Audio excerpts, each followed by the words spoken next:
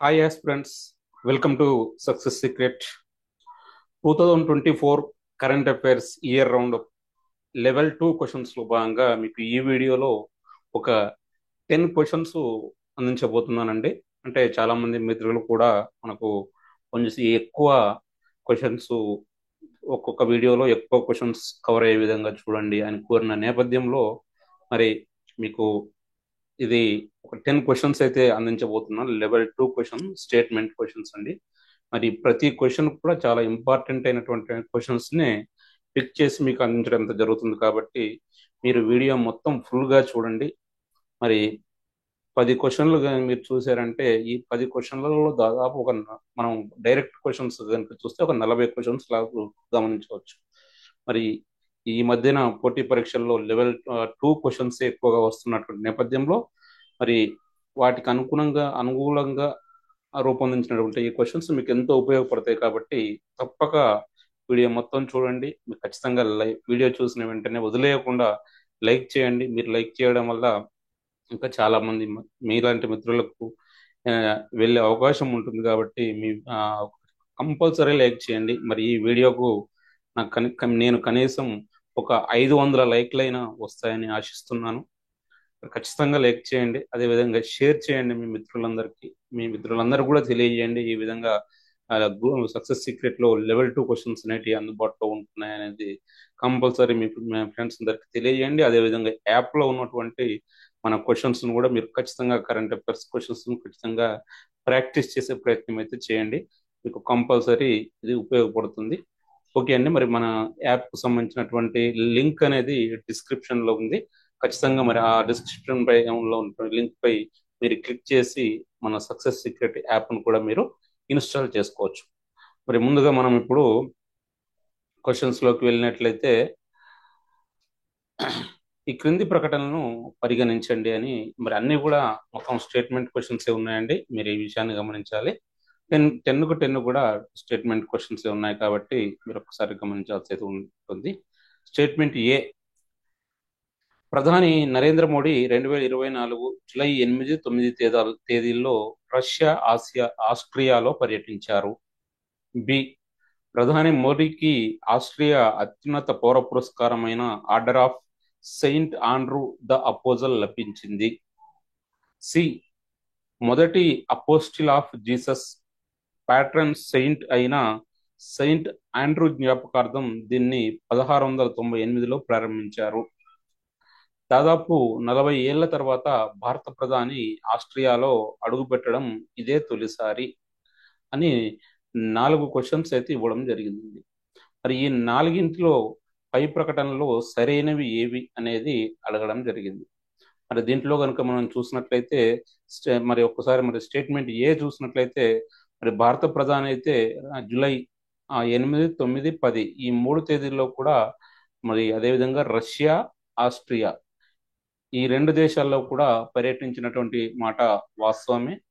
కాబట్టి మరి ఆన్సర్ అది స్టేట్మెంట్ ఏ అనేది కరెక్ట్ స్టేట్మెంటేనండి. నెక్స్ట్ బి, ప్రధాని మోదీకి ఆస్ట్రియా అత్యున్నత పౌర పురస్కారమైన order of saint Andrew the apostle లభించింది. మరి దీంట్లో కనుక చూసినట్లయితే ప్రధాని నరేంద్ర మోదీకి ఈ పర్యటనలో order of saint Andrew the apostles అనేటువంటి అవార్డు లభించిన మాట వాస్తవమే. కానీ దీన్ని ప్రధాని నరేంద్ర మోడీకి ఈ అవార్డును అందజేసింది ఆస్ట్రియా కాదు. మరి ఏ దేశం అంటే ప్రధాని నరేంద్ర మోడీకి order of saint Andrew the apostles అనే ఒక అవార్డుని ఇచ్చింది రష్యా. రష్యా ఈ అవార్డును ఇవ్వడం జరిగింది. నెక్స్ట్, మొదటి apostle of Jesus patron saint అయిన సెయింట్ ఆండ్రూ జ్ఞాపకార్థం దీన్ని 1698లో ప్రారంభించారు. దీనిని అంటే ఇక్కడ మీరు ఈ అవార్డు అన్నట్టు order of saint Andrew the apostles అనే అవార్డును 1698లో ప్రారంభించారు అనేది స్టేట్మెంట్ సి అండి. మరి ఈ స్టేట్మెంట్ సి కూడా కరెక్ట్ స్టేట్మెంటే. ఒక బి ఒకటి రాంగ్ స్టేట్మెంట్, సి కూడా కరెక్ట్ స్టేట్మెంట్. నెక్స్ట్ డికి వస్తే దాదాపు 40 ఏళ్ల తర్వాత భారత ప్రధాని ఆస్ట్రియాలో అడుగుపెట్టడం ఇదే తొలిసారి. మరి ఈ డి స్టేట్మెంట్ కూడా కరెక్ట్ స్టేట్మెంట్. దీంట్లో మనకు చూసినట్లయితే ఒక బి తప్పితే మిగతా మూడు కూడా కరెక్ట్ స్టేట్మెంట్లే. ఏ, సి, డి అనేటివి మూడు కరెక్ట్ స్టేట్మెంట్లు. ఒక బి ఒకటి మాత్రమే రాంగ్ స్టేట్మెంట్. కాబట్టి మనం ఆన్సర్గా ఏసిడి సరైనవి అని మూడవ దాన్ని ఆన్సర్గా గుర్తించాల్సి ఉంటుందండి. మరి ఇదే ఒకవేళ దీనికి సంబంధించి మీకు క్వశ్చన్లు వచ్చినట్లయితే, డైరెక్ట్ క్వశ్చన్స్ వస్తే ఏ విధంగా వచ్చే అవకాశం ఉందంటే, భారత ప్రధాని నరేంద్ర మోడీ 2024 జూలై 8, 9 తేదీల్లో ఈ క్రింది దేశాల్లో పర్యటించారు.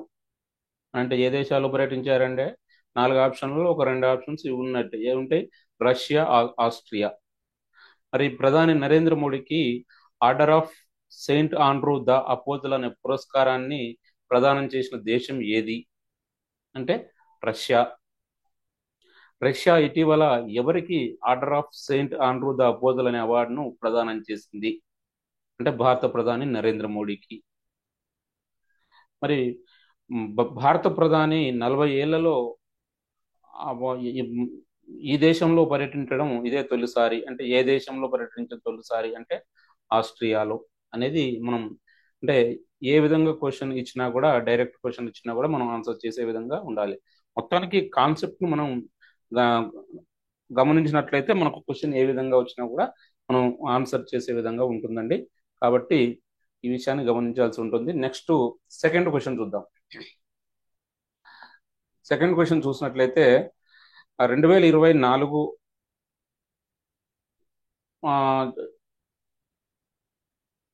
ఈ క్రింది ప్రకటనలు పరిగణించండి. ఏ, 2024 జూలై 16న కేంద్ర ప్రభుత్వం నీతి ఆయోగ్ను పునర్వ్యవస్థీకరించింది. బి, నీతి ఆయోగ్ చైర్పర్సన్ రాష్ట్రపతి. సి, నీతి ఆయోగ్ వైస్ చైర్పర్సన్ సుమన్ కే బెర్రీ. పై ప్రకటనలో సరైనవి ఏవి అని 3 స్టేట్మెంట్లు ఇచ్చి వీటిలో సరైనవి ఏవి అని అడగడం జరిగింది. మరి దీంట్లో మరి స్టేట్మెంట్ ఏ గనుక చూసినట్లయితే, 2024 జూలై 16న కేంద్ర ప్రభుత్వం నీతి ఆయోగ్ను పునర్వ్యవస్థీకరించింది అనేటువంటి ఈ స్టేట్మెంటు కరెక్ట్ స్టేట్మెంట్. ఇది నీతి ఆయోగ్ను 2024 జూలై 16న పునర్వ్యవస్థీకరించడం జరిగింది. అంటే ఇదివరకు ఉన్నటువంటి సభ్యులు కొంచెం వాటిని మాడిఫై చేసి కొంచెం దాన్ని పునర్వ్యవస్థీకరించడం అయితే జరిగింది. కాబట్టి స్టేట్మెంట్ ఏ అనేది correct statement. Next B statement కనుక చూసినట్లయితే, నీతి ఆయోగ్ చైర్పర్సన్ రాష్ట్రపతి అనేది బి స్టేట్మెంట్ పేర్కొంటుంది. ఇప్పుడు నీతి ఆయోగ్ చైర్పర్సన్ రాష్ట్రపతేనా అని అంటే మనకు మరి దీనికి ఆన్సర్ తెలియాలంటే నీతి ఆయోగ్ సంబంధించి పూర్తి కాన్సెప్ట్ అనేది మనకు ఐడియా ఉంటేనే ఆన్సర్ మనం అది చేయగలుగుతాం. మరి నీతి ఆయోగ్ యొక్క చైర్పర్సన్ రాష్ట్రపతి కాదు. నీతి ఆయోగ్ యొక్క చైర్పర్సన్ గా ఎవరు ఉంటారు అంటే ప్రధానమంత్రి మరి ఈ నీతి ఆయోగ్ యొక్క చైర్పర్సన్ గా ఉంటారు. మరి నెక్స్ట్ కాబట్టి బి అనేది రాంగ్ స్టేట్మెంట్.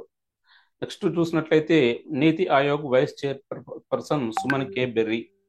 మరి సి స్టేట్మెంట్ కరెక్ట్. మరి ప్రస్తుతం నీతి ఆయోగ్ యొక్క వైస్ చైర్మన్ గా సుమన్ కే బెర్రీ ఉన్నారు. మరి దీంట్లో కనుక చూసినట్లయితే మనకు ఏ, సి అనేటివి 2 మాత్రమే కరెక్ట్ స్టేట్మెంట్లు, బి అనేది రాంగ్ స్టేట్మెంట్. కాబట్టి ఆన్సర్ గా 3ను గుర్తించాలండి. ఏ, సి అనేటివి సరైనవి. మరి ఈ నీతి ఆయోగ్ సంబంధించి కనుక మనం చూసినట్లయితే, మరి ఇది వరకు మనకు ఇండియాలో ప్రణాళికా సంఘం అనేది ఉండేది. మరి ఆ ప్రణాళికా సంఘం స్థానంలో మరి ప్రధాని నరేంద్ర మోడీ అధికారంలోకి వచ్చిన తర్వాత తన మొదటి టర్మ్లో ఎన్డీఏ ప్రభుత్వము ప్రణాళికా సంఘం స్థానంలో నీతి ఆయోగ్ను ఏర్పాటు చేయడం అయితే జరిగింది. మరి ఈ నీతి ఆయోగ్ను ఎప్పుడు ఏర్పాటు చేశారంటే 2015 జనవరి 1న 2015 జనవరి 1న ఈ నీతి ఆయోగ్ను ఏర్పాటు చేయడం జరిగింది. తర్వాత మరి దీన్ని 2024 జూలై 16న దీన్ని పునర్వ్యవస్థీకరించడం జరిగింది. చూడండి, ఇక్కడ 2015 జనవరి 1న ఏర్పాటు చేశారు. 2024 జూలై 16న దీన్ని పునర్వ్యవస్థీకరించడం జరిగింది. అంటే నరేంద్ర మోడీ మొదటిసారి అధికారంలోకి వచ్చినప్పుడు ఏర్పాటు చేయడం జరిగింది. థర్డ్ టైం అధికారంలోకి వచ్చిన తర్వాత పునర్వ్యవస్థీకరించడం జరిగిందనే విషయాన్ని మనం గమనించాల్సి ఉంటుంది. మరి దీన్ని ప్రణాళికా సంఘం స్థానంలో ఏర్పాటు చేయడం జరిగింది. మరి నీతి ఆయోగ్ యొక్క ఫుల్ ఫామ్ కనుక మనం చూసినట్లయితే నీతి ఆయోగ్, NITI. దీని ఫుల్ ఫామ్ కనుక చూసినట్లయితే national national institute of transforming India. National institute of transforming India అనేది దీని యొక్క ఫుల్ ఫామ్ అండి. నెక్స్ట్ క్వశ్చన్ కనుక మనం మరి దీనికి సంబంధించి డైరెక్ట్ క్వశ్చన్స్ లాగా మరి వచ్చినట్లయితే ఏ విధంగా వస్తాయి అని చూస్తే, మరి ఇటీవల నీతి ఆయోగ్ను ఎప్పుడు పునర్వ్యవస్థీకరించారు అంటే 2024 జూలై 16న. నీతి ఆయోగ్ను ఎప్పుడు ఏర్పాటు చేశారు? 2015 జనవరి 1న. నీతి ఆయోగ్ యొక్క చైర్పర్సన్ ఎవరు? నీతి ఆయోగ్ యొక్క చైర్పర్సన్ గా ఎవరు వ్యవహరిస్తారు అంటే ప్రధానమంత్రి.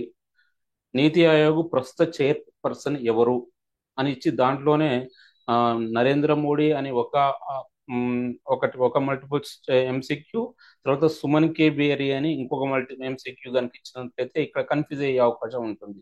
చూడండి, ఇక్కడ నీతి ఆయోగ్ చైర్పర్సన్ అన్నారు, మరి అంటే అప్పుడు నీతి ఆయోగ్ యొక్క చైర్పర్సన్ ఎవరు అంటే నరేంద్ర మోడీ, అంటే పేరులాగా ఇచ్చినట్లయితే. మరి నీతి ఆయోగ్ యొక్క వైస్ చైర్మన్ ఎవరంటే సుమన్ కే బెర్రీ.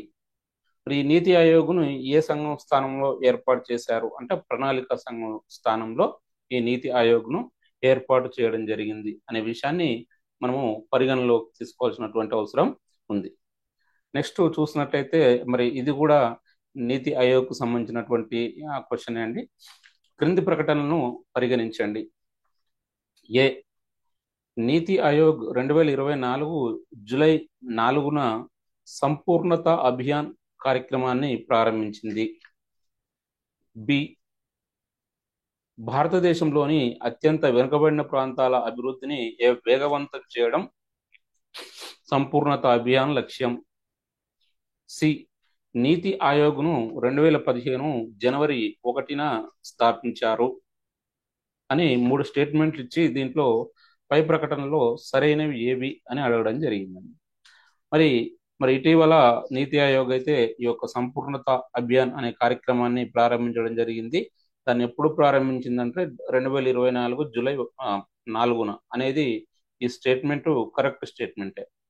నెక్స్ట్ బి స్టేట్మెంట్ కనుక చూసినట్లయితే భారతదేశంలోని అత్యంత వెనుకబడిన ప్రాంతాల అభివృద్ధిని వేగవంతం చేయడం సంపూర్ణత అభియాన్ లక్ష్యం. మరి బి కూడా కరెక్ట్ స్టేట్మెంటు.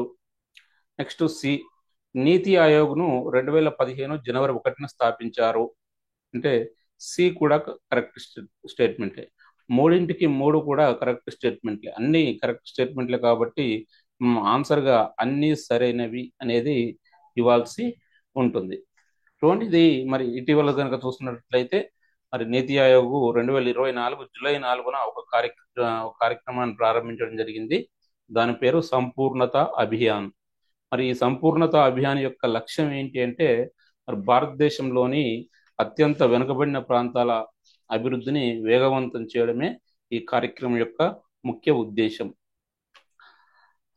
మరి దీనికి సంబంధించి ఒకవేళ డైరెక్ట్ క్వశ్చన్స్ లాగా వచ్చినట్లయితే ఏ విధంగా వస్తాయి అని చూసినట్లయితే, మరి భారతదేశంలో అత్యంత వెనుకబడిన ప్రాంతాల అభివృద్ధిని వేగవంతం చేయడం కోసం నీతి ఆయోగ్ ఇటీవల ప్రారంభించిన కార్యక్రమం పేరు ఏమిటి అని 4 ఆప్షన్లు ఇచ్చినట్లయితే మరి ఆన్సర్గా సంపూర్ణత అభియాన్ అనేది గుర్తుంచుకోవాల్సి ఉంటుందండి. సంపూర్ణత అభియాన్. మ్యాక్సిమం ఎక్కువగా మనము డేట్లోది కన్ఫర్మ్ డేట్లు అనేది చాలా తక్కువగా అడుగుతుంటారు, కానీ చాలా మంది మిత్రులు ఈ సంవత్సరాలు గుర్తుంచుకోవడానికి, డేట్లు గుర్తుంచుకోవడానికి, ఆ నెలలు గుర్తుంచుకోవడం కోసం ఎక్కువ ఆరాట పడుతూ టైం ఎక్కువ వాటి గురించి టెన్షన్ పడుతూ కూడా ఉంటారు, కానీ చాలా తక్కువగా వస్తాయండి. అవి గుర్తుంచుకోవద్దు అనేది కాదు ఉద్దేశం, గుర్తుంచుకోవాల్సిందే, కానీ వాటి గురించే ఎక్కువ టెన్షన్ పడాల్సినటువంటి అవసరం అయితే లేదు.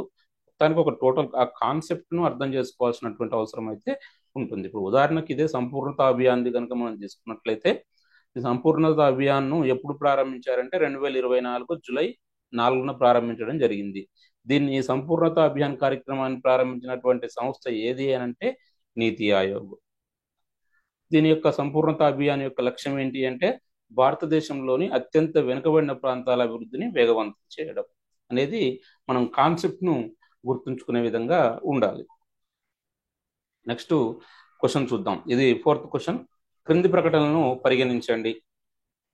ఏ, బ్రిటిష్ కాలం నాటి నేర చట్టాల స్థానంలో ఎన్డీఏ ప్రభుత్వం జూలై 1న 3 కొత్త చట్టాలను అమలులోకి తెచ్చింది. బి, భారత శిక్షా స్మృతి 1860, క్రిమినల్ ప్రొసీజర్ కోడ్ 1973, భారతీయ సాక్ష్యాల చట్టం 1872 బదులు భారతీయ న్యాయ సంహిత, భారతీయ నాగరిక సురక్షా సంహిత, భారతీయ సాక్ష్య అధియంలు ఆచరణలోకి వచ్చాయి. సి, కొత్త చట్టాల కింద 2024 జూన్ 30 అర్ధరాత్రి 12 గంటల 10 నిమిషాలకు గ్వాలియర్లో తొలి కేసు నమోదైంది అని 3 స్టేట్మెంట్లు ఇచ్చి దీంట్లో పై ప్రకటనలో సరైనవి ఏవి అని అడగడం జరుగుతుందండి. మరి దీంట్లో కరెక్ట్ స్టేట్మెంట్లు కనుక మనం చూసినట్లయితే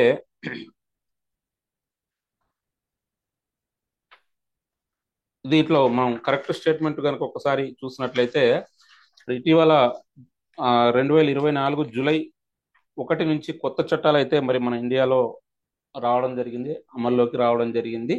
ఆ చట్టాలు ఇదివరకు ఉన్నటువంటి 3 కొత్త చట్టాల స్థానంలో వీటికి రావడం జరిగింది. వాటికి సంబంధించి ఇది ఇవ్వడం ఇచ్చారు. ఇవి స్టేట్మెంట్ ఏ చూద్దాం ఒకసారి. బ్రిటిష్ కాలం నాటి నేర చట్టాల స్థానంలో ఎన్డీఏ ప్రభుత్వం 2024 జూలై 1న 3 కొత్త చట్టాలను అమల్లోకి తెచ్చింది అనేటువంటి స్టేట్మెంట్ కరెక్ట్ స్టేట్మెంటే.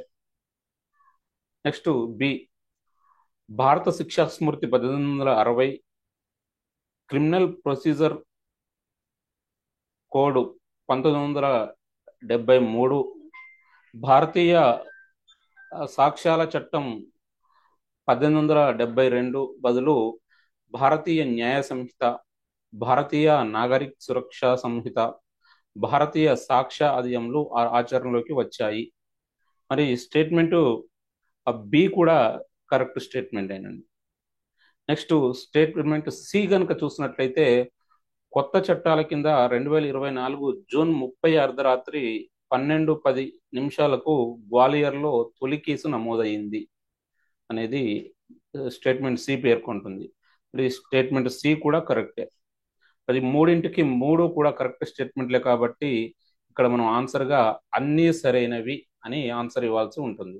మరొకసారి ఈ 3 చట్టాలను సంబంధించి కనుక చూసినట్లయితే మరి ఇప్పటి వరకు ఉన్నటువంటి సిఆర్పిసి, మరి అదేవిధంగా ఇంకా ఇతర 2 చట్టాల స్థానంలో మరి ఇప్పుడు మన ఇండియాలో బిఎన్ఎస్ అనే ఇది 2024 జూలై 1 నుంచి బిఎన్ఎస్, బిఎన్ఎస్ఎస్, బిఎస్సి అనే చట్టాలు రావడం జరిగింది. అవి ఏంటి అంటే మరి ఈ భారత శిక్షా స్మృతి 1860 స్థానంలోనేమో భారతీయ న్యాయ సంహిత రావడం జరిగింది. తర్వాత సిఆర్పిసి 1973, క్రిమినల్ ప్రొసీజర్ కోడ్ 1973 స్థానంలో భారతీయ నాగరిక సురక్షా సంహిత బిఎన్ఎస్ఎస్ రావడం జరిగింది. తర్వాత భారతీయ సాక్ష్య అధియం స్థానంలో భారతీయ సాక్ష్యాల చట్టం 1872 స్థానంలో భారతీయ సాక్ష్య అధియం బిఎస్ఏ అది అమల్లోకి రావడం అయితే జరిగింది. ఈ మూడింటి స్థానంలో ఈ కొత్త చట్టాలు అయితే అమల్లోకి రావడం జరిగింది. ఎప్పటి నుంచి అమల్లోకి వచ్చాయంటే 2024 జూలై 1 నుంచి అమల్లోకి వచ్చాయి. అంటే జూన్ 30 అర్ధరాత్రి నుంచి అమల్లోకి వచ్చినట్టు మనం గమనించవచ్చు. మరి ఇప్పటి వరకు మరి ఈ బిఎన్ఎస్ కింద వీటి కింద ఈ కొత్త చట్టాల కింద నమోదైన తొలి కేసు ఎక్కడ నమోదైందని అంటే ఇది గ్వాలియర్లో నమోదు కావడం జరిగింది. అర్ధరాత్రి జూన్ 30 2024 జూన్ 30 అర్ధరాత్రి 12:10 ఒక కేసు గ్వాలియర్లో అయితే నమోదైంది ఈ కొత్త చట్టాల కింద. మరి దీనికి సంబంధించి మనం ఒకసారి క్వశ్చన్స్ కనుక డైరెక్ట్ క్వశ్చన్స్ వస్తే ఏ విధంగా వచ్చే అవకాశం ఉంది మనం చూసినట్లయితే మరి ఇటీవల భారతదేశంలో ఎన్ని కొత్త చట్టాలు అమల్లోకి వచ్చాయి అని అంటే ఏంటి అండి? 3. ఈ భారతదేశంలో 3 కొత్త చట్టాలు ఎప్పటి నుంచి అమల్లోకి వచ్చాయి అంటే 2024 జూలై 1 నుంచి అమల్లోకి వచ్చాయి. నెక్స్ట్ ఈ కొత్తగా అమల్లోకి వచ్చిన చట్టాల్లో భాగంగా భారత శిక్షా స్మృతి 1860 స్థానంలో అమలులోకి వచ్చినటువంటి చట్టం ఏది అంటే భారతీయ న్యాయ సంహిత, బిఎన్ఎస్. నెక్స్ట్, కొత్తగా అమల్లోకి వచ్చిన 3 చట్టాల్లో భాగంగా క్రిమినల్ ప్రొసీజర్ కోడ్ 1973 స్థానంలో అమల్లోకి వచ్చినటువంటి చట్టం ఏది అంటే భారతీయ నాగరిక సురక్షా సంహిత. నెక్స్ట్, కొత్తగా అమల్లోకి వచ్చిన మూడు చట్టాల్లో భాగంగా భారతీయ సాక్ష్యాల చట్టం 1872 స్థానంలో అమల్లోకి వచ్చినటువంటి చట్టం ఏది అంటే భారతీయ సాక్ష్య అధియం. మరి భారత్లో కొత్తగా అమల్లోకి వచ్చినటువంటి చట్టాల్లో భాగంగా తొలి కేసు ఎక్కడ నమోదైంది అంటే గ్వాలియర్లో నమోదైంది అని ఈ విధంగా మనకు డైరెక్ట్ క్వశ్చన్స్ కూడా వచ్చే అవకాశం అయితే ఉంటుందండి. నెక్స్ట్ క్వశ్చన్ కనుక మనం చూసినట్లయితే 5th క్వశ్చన్ మనం ఒకసారి చూద్దాము. కర్ణాటకలో క్రింది ప్రకటనను పరిగణించండి. ఏ, కర్ణాటకలో ఇటీవల మెదడును తినే అమీబా ఇన్ఫెక్షన్ వ్యాప్తి చెందింది. బి, నెగ్లేరియా ఫోలేరి అనే అమీబా వల్ల ఈ ఇన్ఫెక్షన్ సోకుతుంది. సి, ఈ వ్యాధిని అమీబిక్ మెనింజో ఎన్సెఫలైటిస్ నెగ్లేరియాసిస్ అని పిలుస్తారు. డి, వేడిగా మురికిగా ఉండే నీళ్లలో ఈ అమీబా స్వేచ్ఛగా జీవిస్తుంది అని మరి 4 స్టేట్మెంట్లు అయితే ఇవ్వడం జరిగిందండి. మరి దీంట్లో ఒకసారి మనం వీటిని చూసి పై ప్రకటనలో సరైనవి ఏవి అని అడగడం జరుగుతుంది. మరి ఒకసారి దీంట్లో మనం చూసినట్లయితే స్టేట్మెంట్ ఏ చూద్దాం ఒకసారి. కర్ణాటకలో ఇటీవల మెదడును తినే అమీబా ఇన్ఫెక్షన్ వ్యాప్తి చెందింది అనేది స్టేట్మెంట్ ఏ పేర్కొంటుంది. కానీ ఇది ఈ ఇన్ఫెక్షన్ అనేది వ్యాప్తి చెందిన మాట వాస్తవమే, కానీ ఇది కర్ణాటకలో కాదండి. ఇది కేరళలో ఈ మెదడును తినేటువంటి అమీబా ఇన్ఫెక్షన్ వ్యాప్తి చెందడం జరిగింది. ఎక్కడంటే కేరళ రాష్ట్రంలో ఈ మెదడును తినేటువంటి అమీబా ఇన్ఫెక్షన్ అనేది వ్యాప్తి చెందింది. కాబట్టి స్టేట్మెంట్ ఏ అనేది రాంగ్ స్టేట్మెంట్ అండి. నెక్స్ట్, నెగ్లేరియా ఫోలేరి అనే అమీబా వల్ల ఈ ఇన్ఫెక్షన్ సోకుతుంది. మరి స్టేట్మెంట్ బి అనేది అయితే కరెక్ట్ స్టేట్మెంటే. నెక్స్ట్, ఈ వ్యాధిని అమీబిక్ మెనింజో ఎన్సెఫలైటిస్ లేదా నెగ్లేరియాసిస్ అని పిలుస్తారు. సి కూడా కరెక్ట్ స్టేట్మెంటే. అంటే ఈ మెదడును తినే అమీబా ఇన్ఫెక్షన్ను ఏమని అంటారంటే అమీబిక్ మెనింజో ఎన్సెఫలైటిస్ అని పిలుస్తారు. నెక్స్ట్, వేడిగా మురికిగా ఉండే నీళ్లలో ఈ అమీబా స్వేచ్ఛగా జీవిస్తుంది అంటే మరి డి కూడా కరెక్ట్ స్టేట్మెంటే. ఒక స్టేట్మెంట్ ఏ మాత్రమే రాంగ్, మరి మిగతా బిసిడి ఈ 3 కూడా కరెక్ట్ స్టేట్మెంట్లే. కాబట్టి మనం ఆన్సర్గా 2ను గుర్తించాల్సి ఉందండి, బిసిడి సరైనవి అని. మరి ఒక్కసారి వీటిని కనుక చూసినట్లయితే టోటల్గా దీన్ని ఓవరాల్గా చూసినట్లయితే మరి ఇటీవల కేరళలో ఈ మెదడును తినే అమీబా ఇన్ఫెక్షన్ అయితే వ్యాప్తి చెందడం జరిగింది. మరి దీన్ని ఏమంటారు, మరి ఈ మెదడును తినేటటువంటి అమీబా ఇన్ఫెక్షన్ వ్యాధిని ఏమంటారంటే అమీబిక్ మెనింజో ఎన్సెఫలైటిస్ అని అంటారు. అదే దాంతోపాటు దీన్ని నెగ్లేరియాసిస్ అని కూడా పిలవడం జరుగుతుంది. మరి ఈ అమీబా ఎక్కడ ఉంటుందంటే ఇది వేడిగా అదేవిధంగా మురికిగా ఉండే నీళ్లలో ఈ అమీబా అనేది ఎక్కువగా ఉంటుంది. మరి ఏ అమీబా వల్ల ఇన్ఫెక్షన్ సోకుతుంది అని చూస్తున్నట్లయితే ఈ నెగ్లేరియా ఫోలరీ అనే అమీబా వల్ల ఇన్ఫెక్షన్ సోకుతుంది. ఈ నెగ్లేరియా ఫోలరీ అనేది వేడిగా మురికిగా ఉండే నీళ్లలో ఇది స్వేచ్ఛగా ఉంటుంది. ఇది అండి. మరి దీనికి సంబంధించి ఒకవేళ డైరెక్ట్గా వచ్చే క్వశ్చన్స్ కనుక వస్తే ఏ విధంగా ఉంటుంది అని అంటే మెదడును తినే అమీబా ఇన్ఫెక్షన్ అయినటువంటి అమీబిక్ మెనింజో ఎన్సెఫలైటిస్ అనే వ్యాధి ఇటీవల ఏ రాష్ట్రంలో వ్యాప్తి చెందింది అంటే కేరళ. అదేవిధంగా మెదడును తినే అమీబా ఇన్ఫెక్షన్ అయినటువంటి నెగ్లేరియాసిస్ వ్యాధి ఏ రాష్ట్రంలో వ్యాప్తి చెందింది అని అంటే కేరళ. మరి అదేవిధంగా మెదడును తినేటువంటి అమీబిక్ మెనింజో ఎన్సైఫలైటిస్ ఆర్ నెగ్లేరియాసిస్ అనే వ్యాధి ఏ అమీబా వల్ల వస్తుంది అని అంటే నెగ్లేరియా ఫోలెరి. ఈ నెగ్లేరియా ఫోలెరి అనే అమీబా ఎక్కువగా ఎక్కడ ఉంటుంది, ఎక్కువ స్వేచ్ఛగా జీవిస్తుంది ఇది అమీబా అంటే ఇది వేడిగా మురికిగా ఉండే నీళ్ళలో స్వేచ్ఛగా జీవించడం జరుగుతుంది. నెక్స్ట్ క్వశ్చన్ మనము 6th క్వశ్చన్ చూద్దామండి. ఇది క్రింది ప్రకటనలను పరిగణించండి. ఏ ఎస్సీ ఎస్టీ రిజర్వేషన్ల ఉపవర్గీకరణపై సుప్రీంకోర్టు 2024 జూలై 31న కీలక తీర్పు వెలువరించింది. బి విద్యా సంస్థల్లో ప్రవేశాలు, ప్రభుత్వ ఉద్యోగాల్లో ఎస్సీ ఎస్టీలకు కేటాయించిన రిజర్వేషన్లను ఉపవర్గీకరణ చేసే అధికారం రాష్ట్ర ప్రభుత్వాలకు ఉంటుందని సుప్రీంకోర్టు స్పష్టం చేసింది. సి 6:1 మెజార్టీతో సిజేఐ జస్టిస్ డివై చంద్రచూడ్ నేతృత్వంలోని 7 సభ్యుల రాజ్యాంగ ధర్మాసనం ఈ తీర్పు వెలువరించింది అని 3 స్టేట్మెంట్లు ఇచ్చేసి దీంట్లో పై ప్రకటనలలో సరైనవి ఏవి అని అడగడం అయితే జరుగుతుందండి. పై ప్రకటనలో సరైనవి ఏవి?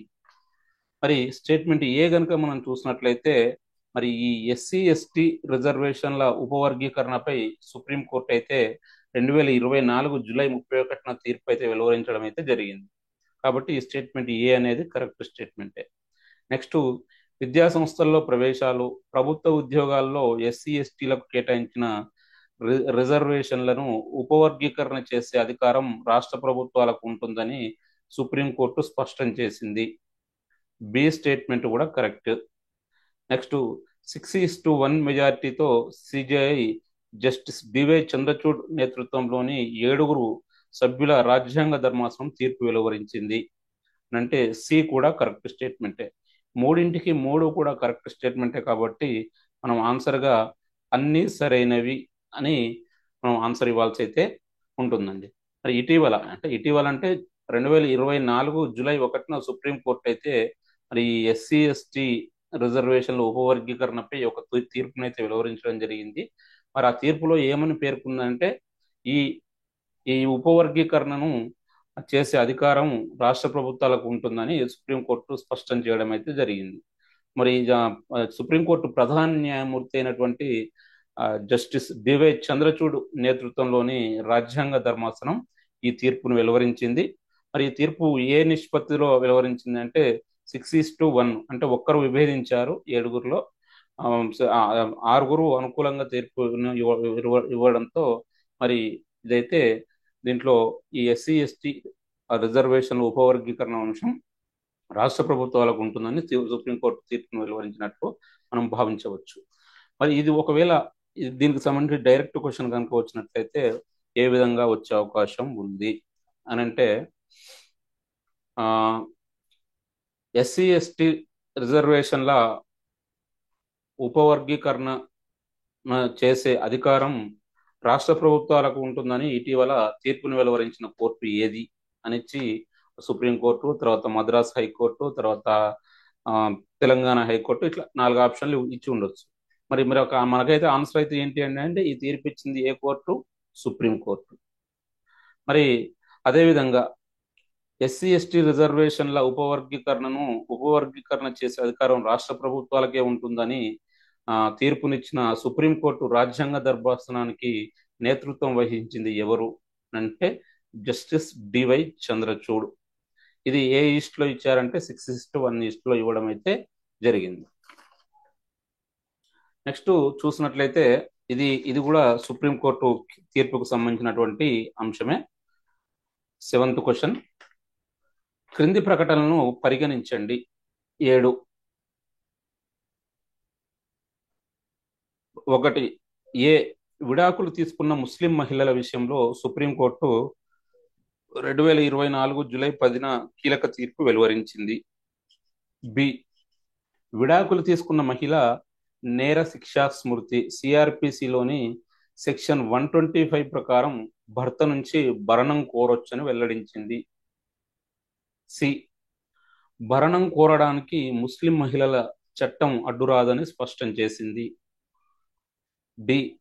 వివాహమైన మహిళలందరికీ సిఆర్పిసిలోని సెక్షన్ 125 నిబంధన 125 వర్తిస్తుందని, ఇది లౌకిక నిబంధన అని తేల్చి చెప్పింది అని 4 స్టేట్మెంట్లు ఇచ్చి పై ప్రకటనలో సరైనవి ఏవి అని మనకు ఆన్సర్ అయితే అడగడం జరిగిందండి. మరి చూసినట్లయితే స్టేట్మెంట్ ఏ చూసినట్లయితే మరి సుప్రీంకోర్టు 2024 ఈ జూలై 10న మరి విడాకులు తీసుకున్నటువంటి ముస్లిం మహిళల విషయంలో ఒక తీర్పునైతే వెలువరించిన మాట వాస్తవమే. కాబట్టి స్టేట్మెంట్ ఏ కరెక్ట్. విడాకులు తీసుకున్న ముస్లిం మహిళ నేర శిక్షా స్మృతి సిఆర్పిసి సెక్షన్ 125 ప్రకారం భర్త నుంచి భరణం కోరొచ్చని వెల్లడించింది అని అంటే మరి ఈ స్టేట్మెంట్ బి కూడా కరెక్టే. అంటే ఇప్పుడు సిఆర్పిసి అంటే ఇప్పుడు మారుతుందండి, బిఎన్ఎస్ భారత కిందకి వస్తుంది అది. నెక్స్ట్ సి స్టేట్మెంట్ కనుక చూస్తే భరణం కోరడానికి 1986 నాటి ముస్లిం మహిళల చట్టం అడ్డురాదని స్పష్టం చేసింది అంటే మరి సి కూడా కరెక్టే. నెక్స్ట్ వివాహమైన మహిళలందరికీ సిఆర్పిసిలోని సెక్షన్ 125 వర్తిస్తుందని, ఇది లౌకిక నిబంధన అని తేల్చి చెప్పింది. మరి డి కూడా కరెక్ట్ స్టేట్మెంట్. 4 కూడా కరెక్ట్ స్టేట్మెంటే కాబట్టి మనం ఆన్సర్గా అన్ని సరైనవి అనేది ఇవ్వాల్సి ఉంటుంది.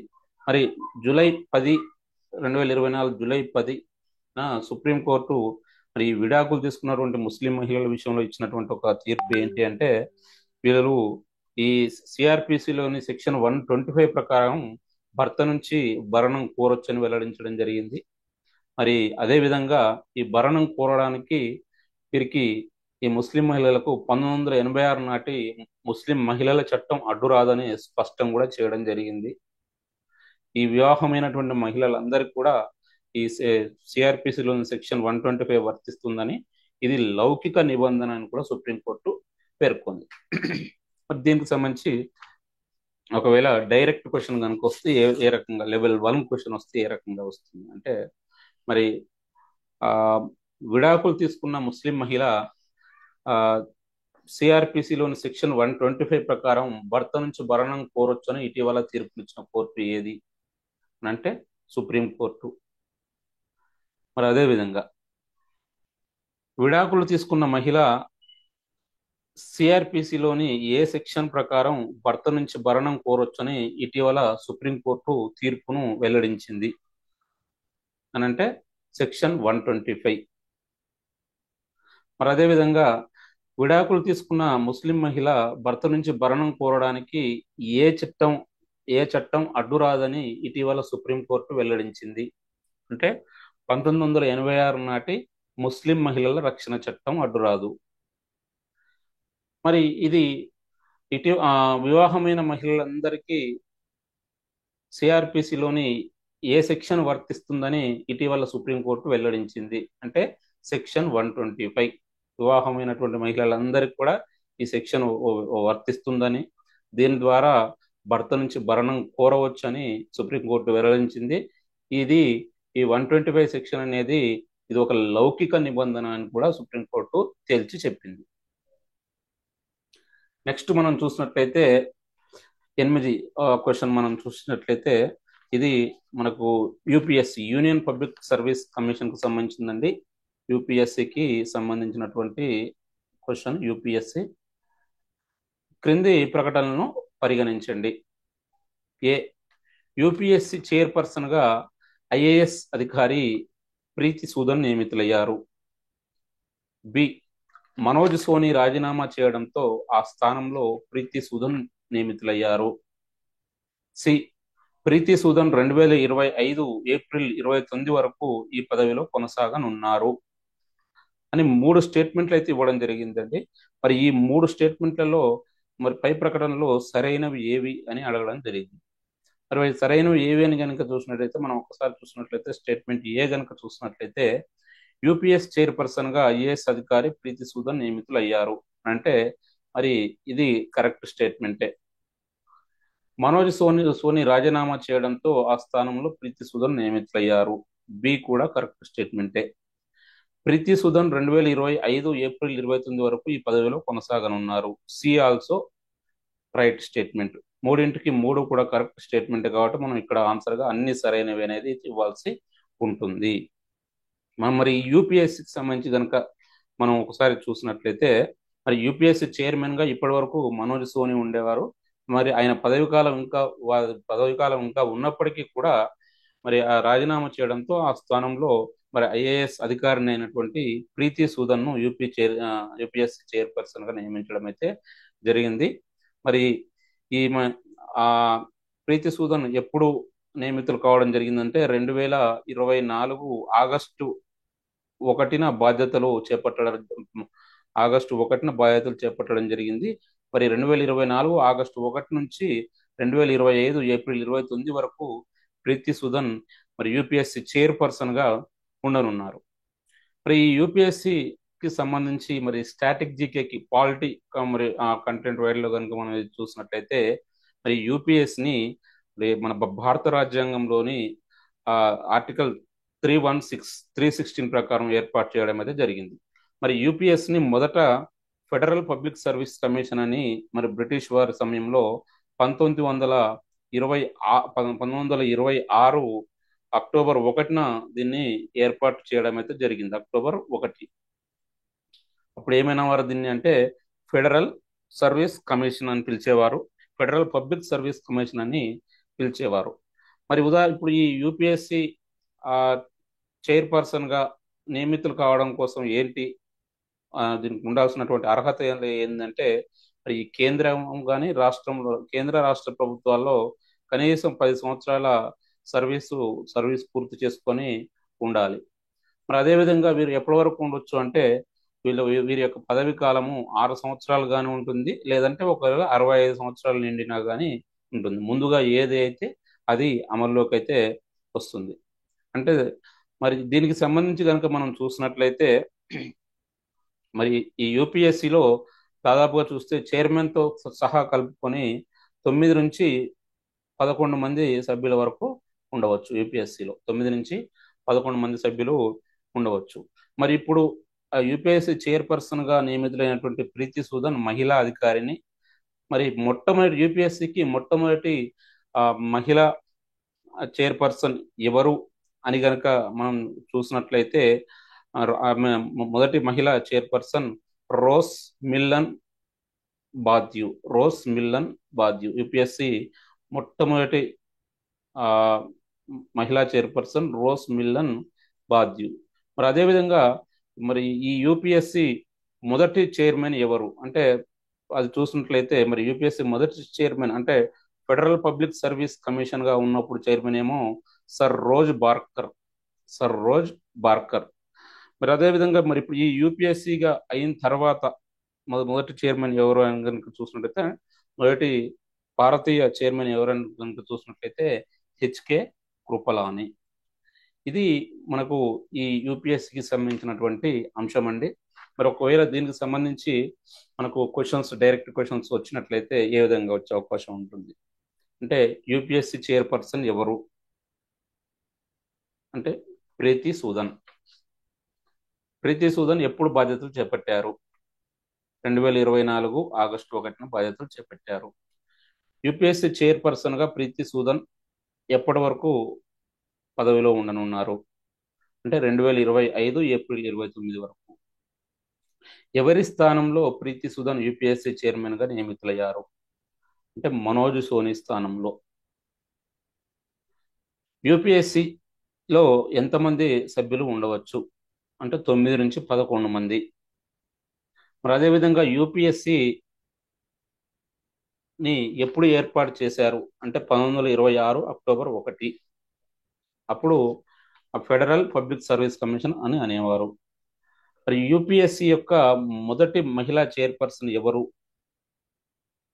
అనంటే సర్ రోజ్ మిల్లన్ బాద్యు. మరి అదేవిధంగా యూపీఎస్సి మొదటి చైర్పర్సన్, యూపీఎస్సి కాదు, ఫెడరల్ పబ్లిక్ సర్వీస్ కమిషన్ మొదటి చైర్పర్సన్ ఎవరు అంటే సర్ రోజ్ బార్కర్. మరి అదేవిధంగా యూపీఎస్సి మొదటి ఇండియన్ చైర్మన్ ఎవరు అంటే హెచ్కే కృపలాని. ఇది ఈ విధంగా ఈ పాలిటీకి స్టాటిక్ జీకే కూడా దీన్ని మనం లింక్ చేసుకొని కనుక ఉన్నట్లయితే ఈ ఈ యూపీఎస్సి అదేవిధంగా యూపీఎస్సి చైర్మన్ కు సంబంధించి క్వశ్చన్ ఏ విధంగా వచ్చినా, డైరెక్ట్ క్వశ్చన్ వచ్చినా, లెవెల్ 1 క్వశ్చన్ వచ్చినా, లెవెల్ 2 క్వశ్చన్ వచ్చినా, మ్యాచ్ ది ఫాలోయింగ్ లో క్వశ్చన్ వచ్చినా కూడా మనం ఆన్సర్ చేసేటువంటి అవకాశం అయితే ఉంటుంది.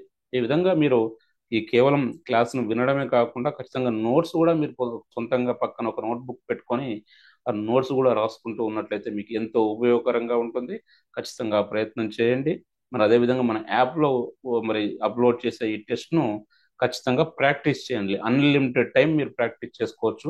కేవలం 99 రూపీస్కి మరి ఈ కరెంట్ అఫైర్స్ కోర్స్ అనేది అందుబాటులో ఉంచడం జరిగింది కాబట్టి మీరు ఎన్నిసార్లు అయినా ప్రాక్టీస్ చేసుకోవచ్చు. కాబట్టి తప్పక ఈ అవకాశాన్ని సద్వినియోగం చేసుకోండి. మీకు కరెంట్ అఫైర్స్ విషయంలో సక్సెస్ సీక్రెట్ ఖచ్చితంగా ఎంతో ఉపయోగపడుతుందని తెలియజేస్తున్నాను. ఓకే అండి, మరి నెక్స్ట్ 9వ క్వశ్చన్ చూద్దాం. నెక్స్ట్ క్వశ్చన్, క్రింది ప్రకటనలను పరిగణించండి.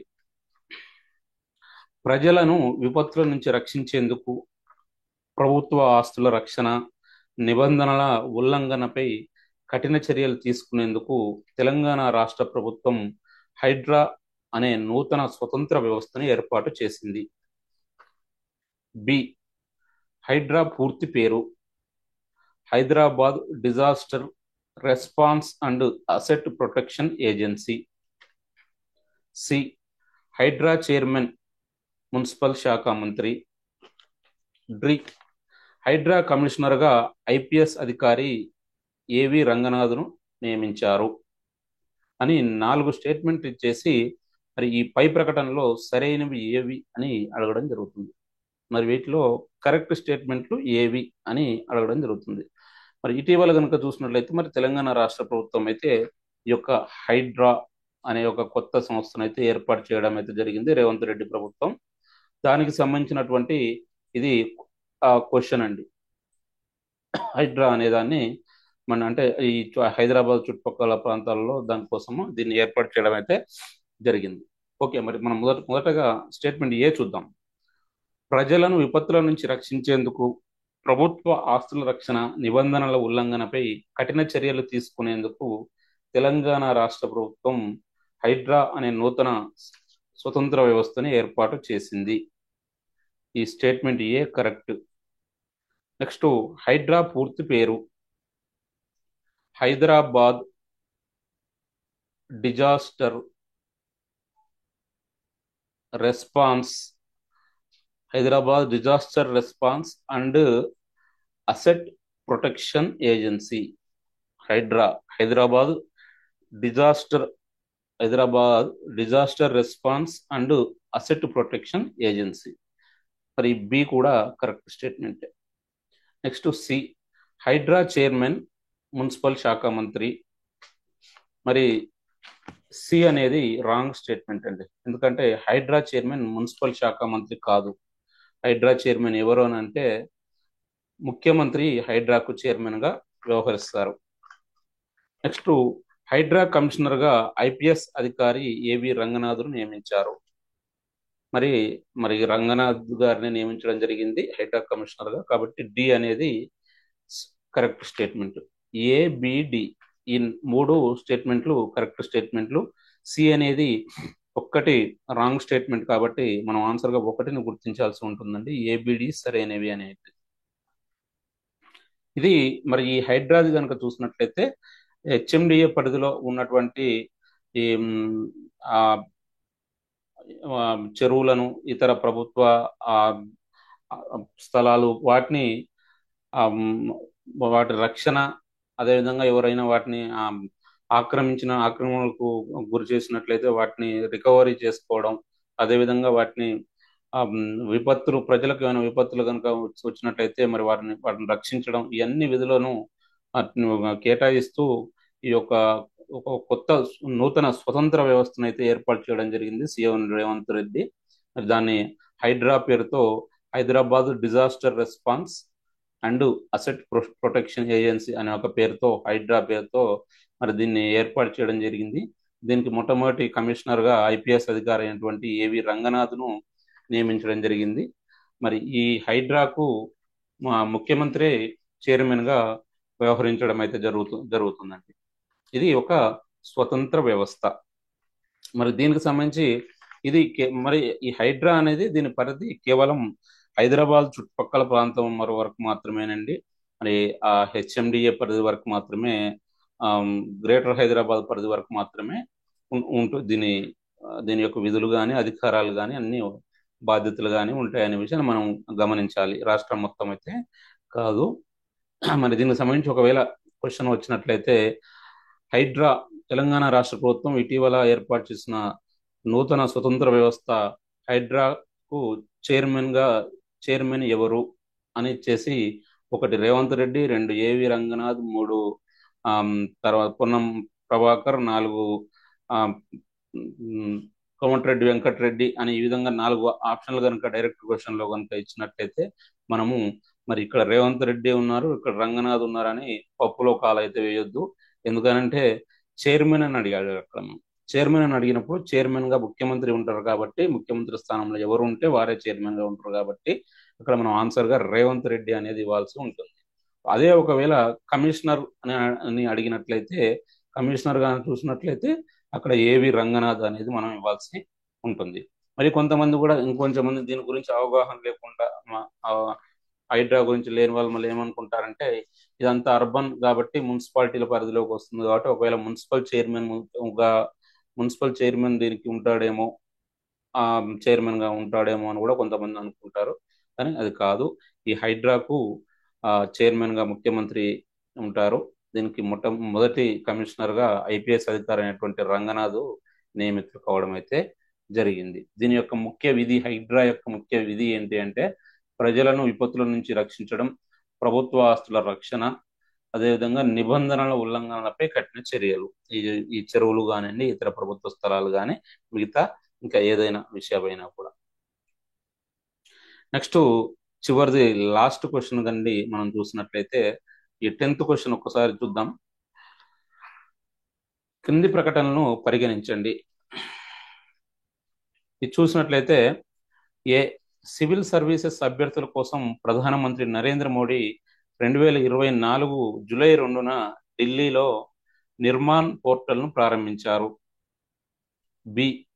మిషన్ కర్మయోగి పథకానికి అనుగుణంగా బొగ్గు సంస్థల కార్పొరేట్ సామాజిక బాధ్యత నిధులతో దీన్ని ఏర్పాటు చేశారు.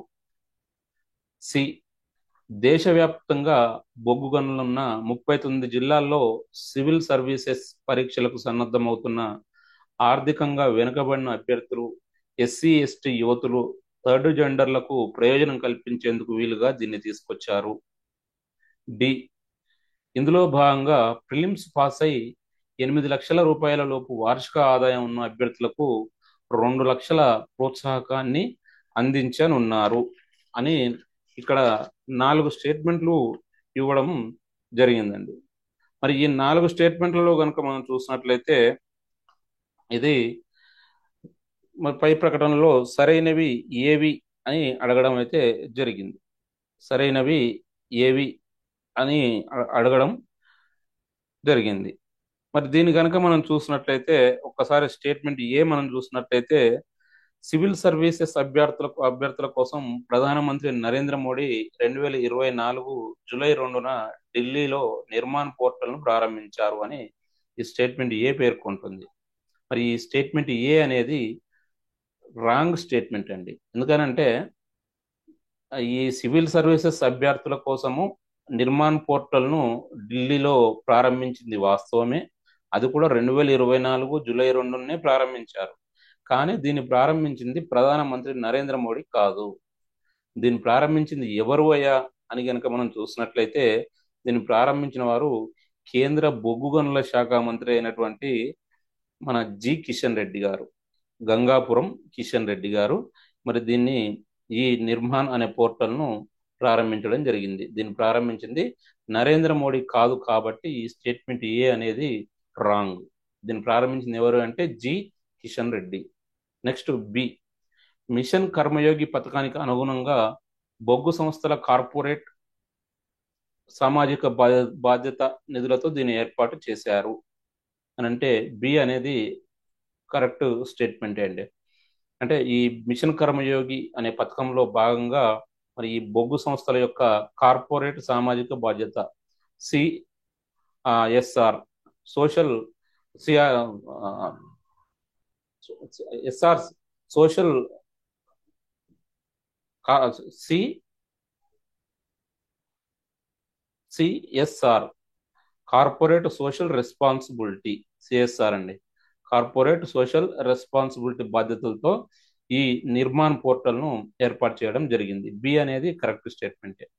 నెక్స్ట్ చూసినట్టయితే దేశవ్యాప్తంగా బొగ్గు గనులున్న 39 జిల్లాలో సివిల్ సర్వీస్ పరీక్షలకు సన్నద్ధమవుతున్న ఆర్థికంగా వెనుకబడిన అభ్యర్థులు, ఎస్సీ ఎస్టీ యువతులు, థర్డ్ జెండర్లకు ప్రయోజనం కల్పించేందుకు వీలుగా దీన్ని తీసుకొచ్చారు అని అంటే మరి ఈ సి కూడా కరెక్ట్ స్టేట్మెంటే.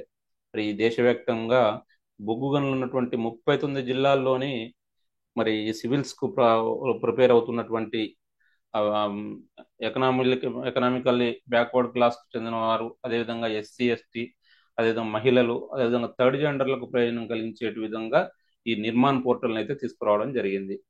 మరి దీంట్లో కాబట్టి సి అనేది కరెక్ట్ స్టేట్మెంటే. నెక్స్ట్ డి చూసినట్లయితే ఇందులో భాగంగా ప్రిలిమ్స్ పాస్ అయి 8 లక్షల లోపు వార్షిక ఆదాయం ఉన్న అభ్యర్థులకు 2 లక్షల ప్రోత్సాహకాన్ని అందించనున్నారు అని డి స్టేట్మెంట్ పేర్కొంటుంది. మరి ఈ డి అనేది రాంగ్ స్టేట్మెంట్ అండి. ఎందుకనంటే మరి ఇది 2 లక్షల ప్రోత్సాహకాన్ని అందించదు. కేవలం ₹1,00,000 ప్రోత్సాహకాన్ని మాత్రమే దీని ద్వారా అందిస్తారు. అది కూడా సివిల్స్ లో ప్రిలిమ్స్ పాస్ అయి వార్షిక ఆదాయం యాన్యువల్ ఇన్కమ్ 8 లక్షల లోపు ఉన్న వారికి ₹1,00,000 ప్రోత్సాహకాన్ని అయితే అందించడం జరుగుతుంది ఈ నిర్మాణ్ పోర్టల్ ద్వారా. ఇది కేవలం ప్రిలిమ్స్ పాస్ అయిన వారికి మాత్రమే ఉంటుంది అనే విషయం మనం గమనించుకోవాలి. దీంట్లో ఏడి 2 రాంగ్ స్టేట్మెంట్, బీసీ మాత్రమే కరెక్ట్ స్టేట్మెంట్ కాబట్టి మనం ఆన్సర్గా 2ను గుర్తుంచుకోవాలండి. బీసీ సరైనవి అనేటివి. మరొకసారి మనం చూసినట్లయితే ఆర్థికంగా వెనుకబడినటువంటి వారి కోసం, అదేవిధంగా ఎస్సీ ఎస్టీలకు, మహిళలకు, థర్డ్ జెండర్లకు ఉపయోగపడే విధంగా కేంద్ర ప్రభుత్వము ఈ సివిల్స్ కు ప్రిపేర్ అయ్యి అంటే సివిల్స్ లో ప్రిలిమ్స్ రాసి మెయిన్స్ కు అర్హత సాధించిన వారి కోసము కేంద్ర ప్రభుత్వం నిర్మాణ్ పోర్టల్ ను అందుబాటులోకి తీసుకురావడం అయితే జరిగింది. దీన్ని 2024 జూలై 2న కేంద్ర బొగ్గు గనుల శాఖ మంత్రి అయినటువంటి జి కిషన్ రెడ్డి దీన్ని ప్రారంభించారు. మరి ఈ నిర్మాణ్ పోర్టల్ కూడా అందరికీ కాదండి, కేవలం దేశవ్యాప్తంగా బొగ్గు గనులు ఉన్నటువంటి 39 జిల్లాల్లో వారికి మాత్రమే ఇది ఉపయోగపడనున్నది. ఈ 39 జిల్లాల్లో కూడా ప్రిలిమ్స్ రాసి సివిల్స్ కు అర్హత సాధించి 8 లక్షల రూపాయల లోపు యాన్యువల్ ఇన్కమ్ ఉన్న వారికి మాత్రమే దీని ద్వారా ₹1,00,000 ప్రోత్సాహకాన్ని ఇస్తారు అనే విషయాన్ని మనం గమనించాలి. మరి ఇది నిర్మాణ్ పోర్టల్ను ఈ మిషన్ కర్మయోగి పథకానికి అనుగుణంగా ఈ బొగ్గు సంస్థల యొక్క కార్పొరేట్ సోషల్ రెస్పాన్సిబిలిటీ నిధులతో దీన్ని అయితే ఏర్పాటు చేయడం జరిగింది. అంటే ఆ బొగ్గు సంస్థలు ఇచ్చేటువంటి నిధులతో ఈ నిర్మాణ్ పోర్టల్ ఏర్పాటు చేసి దీని ద్వారా ఈ మెయిన్స్ కు ప్రిపేర్ అయ్యే వారి కోసము ₹1,00,000 ప్రోత్సాహకాన్ని అయితే కేంద్ర ప్రభుత్వం అందించనున్నది. ఎస్, మరి దీని గురించి ఒకవేళ డైరెక్ట్ క్వశ్చన్స్ వచ్చినట్లయితే ఏ విధంగా వచ్చే అవకాశం ఉంది అని కనుక మనం చూసినట్లయితే, మరి సివిల్స్ కు ప్రిపేర్ అయ్యే అభ్యర్థుల కోసము కేంద్ర ప్రభుత్వం ఇటీవల తీసుకొచ్చినటువంటి పోర్టల్ పేరు ఏమిటి అంటే నిర్మాణ్ పోర్టల్.